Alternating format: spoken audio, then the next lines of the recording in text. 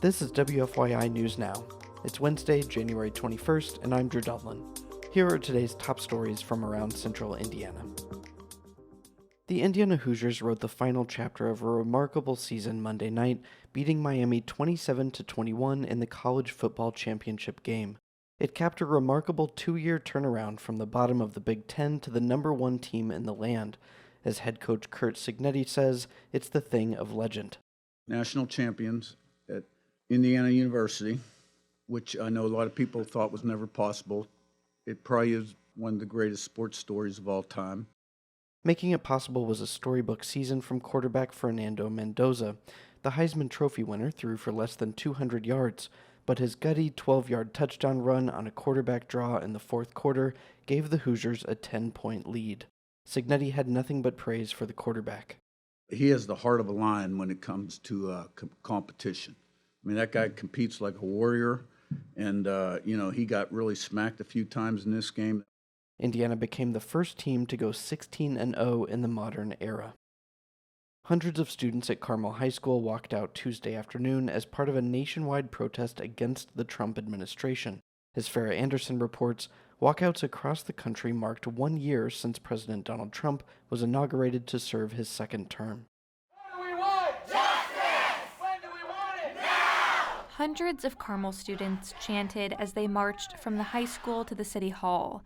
Student Jack McNally says he and many of his classmates are scared in the midst of the Trump administration's immigration raids and use of federal law enforcement throughout the country.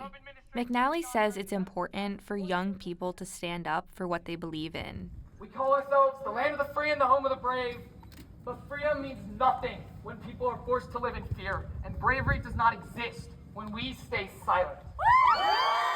Many students held signs protesting Immigration and Customs Enforcement, or ICE.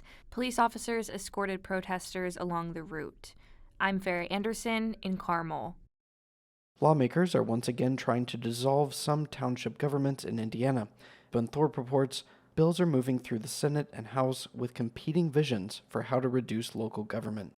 Lawmakers have for years tried to reduce township government, arguing that it presents an added layer of bureaucracy and funding that taxpayers have to shoulder. One bill would require townships of a certain size to dissolve, while another creates mergers based on performance. Senator Rick Niemeyer sponsored the performance bill, which he said would cause over 300 townships to merge. He says it was important not to use the population as a metric. Because there may be some townships out there that would fall under some kind of a population figure, but are really doing their job. The township government is mainly tasked with providing public assistance through the trustee's office. I'm Ben Thorpe at the State House. The bill now heads to the full Senate. And Indianapolis Public Schools is changing its official stance on undocumented students following a lawsuit from the state's Attorney General.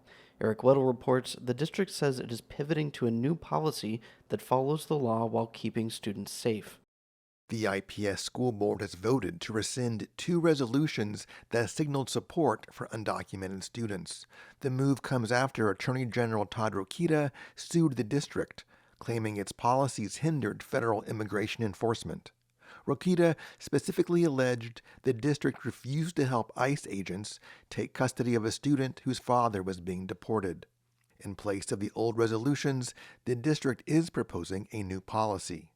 It promises to protect student privacy and ensure equal access to education, citing federal laws like FERPA and the Constitution. The school board is expected to vote on the new proposal in February. I'm Eric Weddle. That's all for today's episode of WFYI News Now.